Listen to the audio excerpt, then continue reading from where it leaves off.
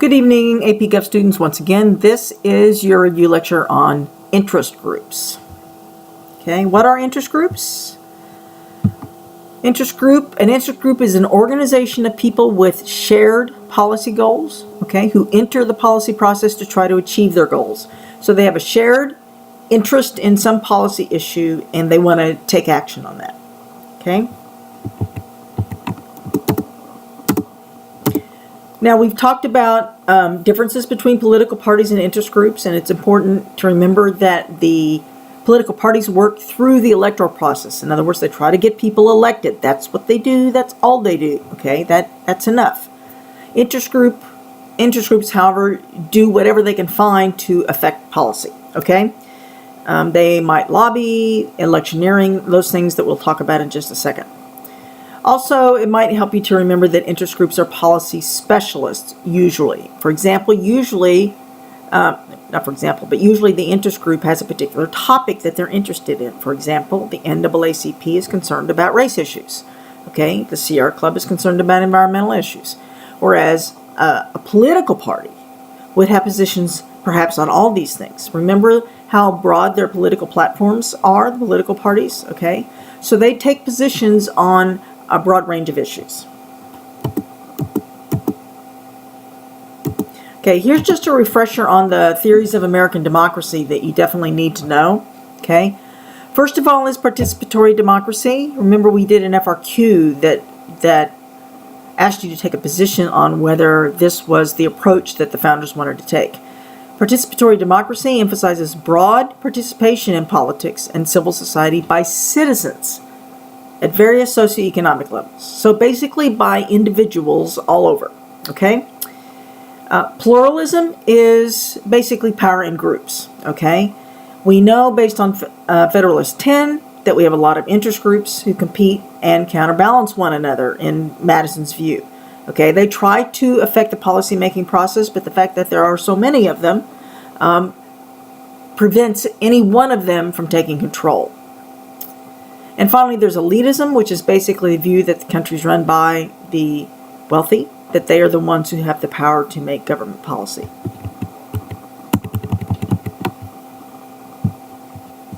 Okay.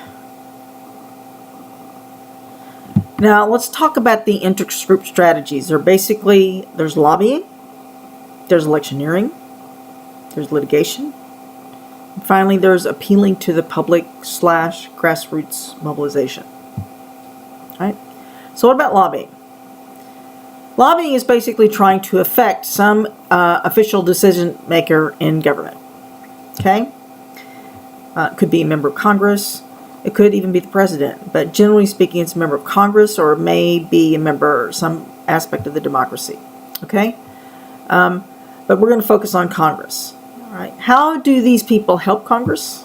Help members of Congress?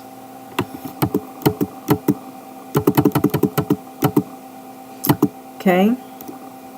So there's the lobbying definition. Communication on behalf of a citizen other than oneself, directed to a governmental decision maker with the hope of influencing that person's decision. Okay? Now, okay, so the most important thing that lobbyists do for members of Congress is to provide information to them based on the lobbyists' and the lobbyist clients' specialized expertise. So, for example, if the lobbyist is active on environmental issues, they probably have knowledge about science related to those issues, for example. Okay? A lot of times interest groups draft legislation. Lobbyists, not interest groups per se, but the lobbyists that they hire help draft legislation that favors the interest group. Members or lobbyists sometimes testify to congressional committees. They help with political strategy for getting legislation passed. They help formulate campaign strategies and get people reelected if they're really committed to the member of Congress. Ideas and innovations, and of course, political donations. Okay? So, interest groups can do a lot for a member of Congress, but of course, members of Congress can do a lot for the interest group too. Do I have that slide that shows?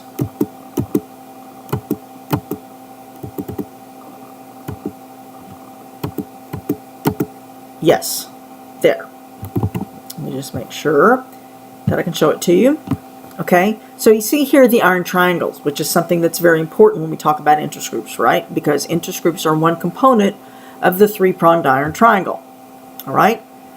Interest groups are one, some member of the bureaucracy is another, and then some member of Congress, congressional committee or subcommittee that's relevant to the topic. So all three of these points on the triangle need to be interested in the same topic. So in the example shown in the slide, it's tobacco, okay?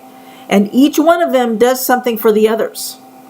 And in return, they get something. So we were just talking about what interest groups can do for members of Congress, including, as the slide shows, campaign contributions and support and information about the industry.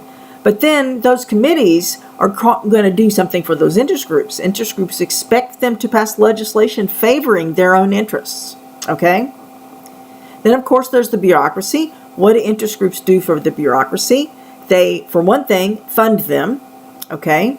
And they are, I'm sorry, I was thinking about Congress. So interest groups for the bureaucracy support the agency's funding requests.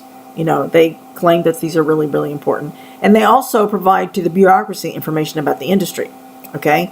The bureaucracy, the interest groups are hoping, will provide rulings favorable to the interest group, okay? And then, of course, even though we're not talking about interest groups right now, one of the things that Congress does for the bureaucracy is to approve their budget requests. And the bureaucracy, which has more expertise than members of Congress, provides information and also assistance with constituents' complaints. Okay.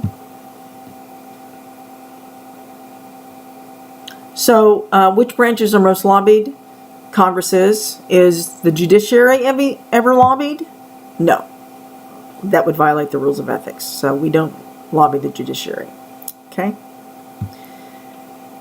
What is grassroots lobbying? We'll talk about that in a second when we get down to the appealing to the public. I don't know why I have it on this spot on the sheet. Okay. But remember what lobbyist clients are paying for. They are paying for influence. They want to achieve policy results, and they wouldn't spend money on lobbyists if they didn't think that they were going to be successful at doing this. All right? That's the whole point. Okay, we talked about iron triangles. Now, the second thing that interest groups do for, or the second strategy that they use to try to achieve their policy goals is electioneering. Electioneering is basically involvement in elections, okay? Now, one of the things to keep in mind with respect to this is that members of Congress have an incumbency advantage. The best predictive factor as to whether or not a member of Congress will be reelected is the fact that they're being reelected, that they've been in office before, and they have things like the sophomore surge and the ease of raising money, the contact with constituents, all those things in their favor. Okay. Now, what do interest groups do to help these people? They obviously support incumbents more because they know that incumbents have a better chance of winning. So incumbents tend to get more money from interest groups, donations from PACs and that sort of thing. Keep in mind, remember that interest groups do use political action committees. They form these committees, they fund them, okay, and then the committees distribute their money to candidates and issues who favor the interest groups' policy preferences, okay? Another thing that interest groups do that involves electioneering is endorsements. When you did your interest group project, I asked you to talk about whether or not they gave endorsements when they specifically support a candidate or sometimes oppose. Okay? Interest groups sometimes get involved in other ways in elections. They help with the grassroots mobilization side of things with political parties. They volunteer. They man phone banks, things like that. Okay? Now, the next thing that interest groups use to try to affect policy is litigation. They can file lawsuits based on rights that they believe have been violated for the government. Okay, that's one thing they can do. Another thing they can do is file an amicus curiae brief in the Supreme Court.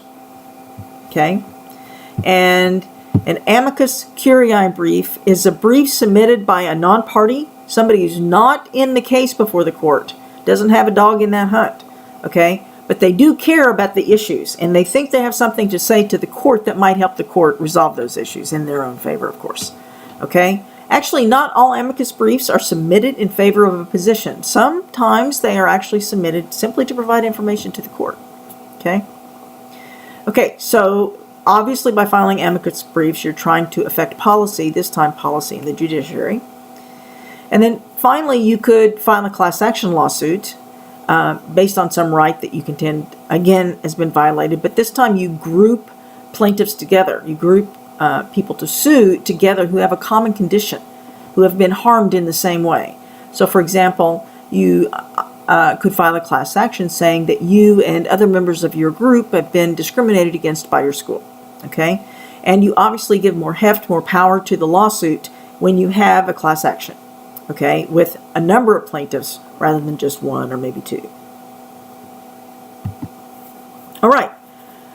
Finally, another strategy that interest groups use is appealing to the public in various ways. Voter mobilization efforts, voter registration drives, different, excuse me, and also just general grassroots mobilization efforts, trying to get out the vote, trying to bring people to come to rallies or protests or other meetings that are concerned with the issues that the interest group is concerned with, right?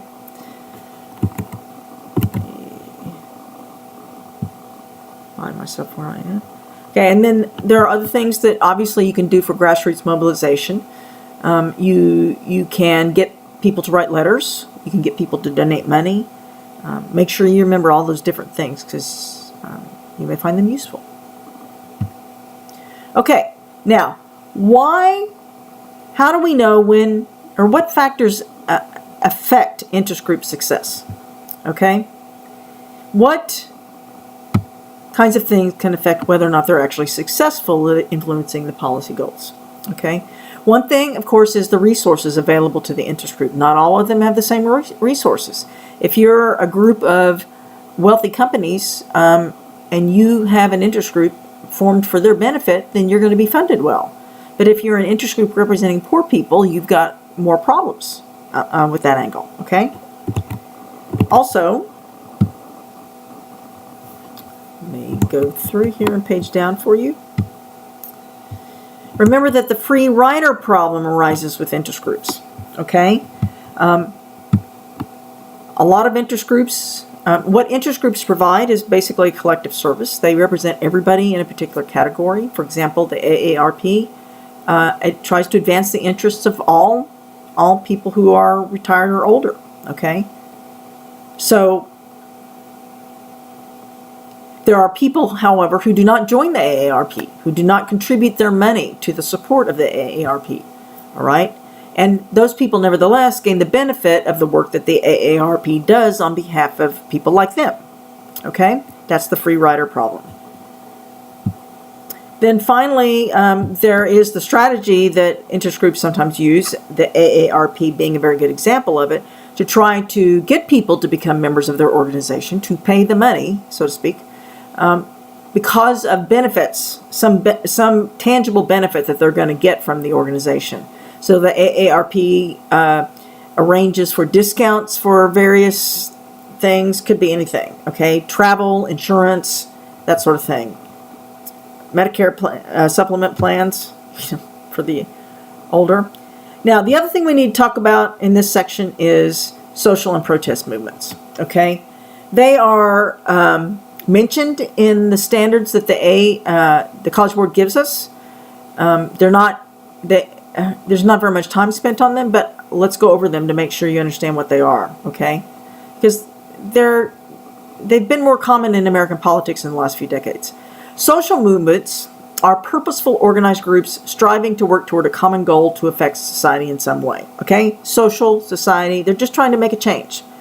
Protest movements, okay, are purposeful and organized also, but they're working to oppose usually some social condition or impending social change, okay?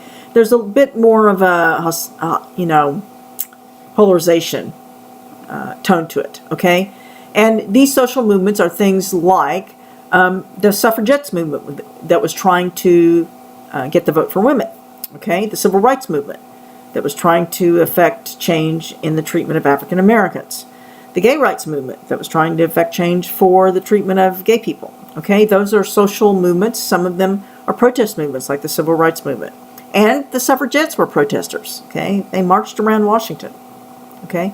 Now, finally, you need to know about these interest groups that I gave you at the bottom of the review sheet. So let's go through those real quickly. Okay? We've already talked about the American Association of Retired Persons, right? The American Bar Association is a group of lawyers. The American Medical Association is doctors. American Civil Liberties Union tries to protect civil liberties, okay? So First Amendment rights, especially speech, but others as well. The American Federation of Labor Congress of Industrial Organizations, better known as the AFL-CIO, is a large labor union, okay? NARAL, the National Abortion Rights Action League, is about abortion rights. The NAACP is about race issues. The National Association of Manufacturers is a business group. The National Education Association is a teachers union. The National Organization for Women is a group that promotes women's rights. Okay? The NRA, you know, promotes gun rights. Sierra Club is about the environment.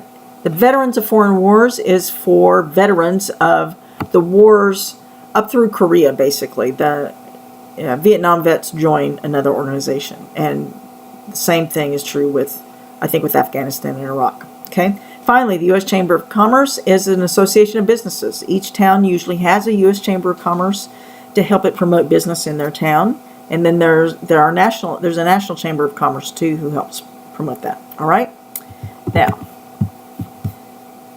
that's pretty much it for interest groups. If you have any questions, please let me know in class or by email.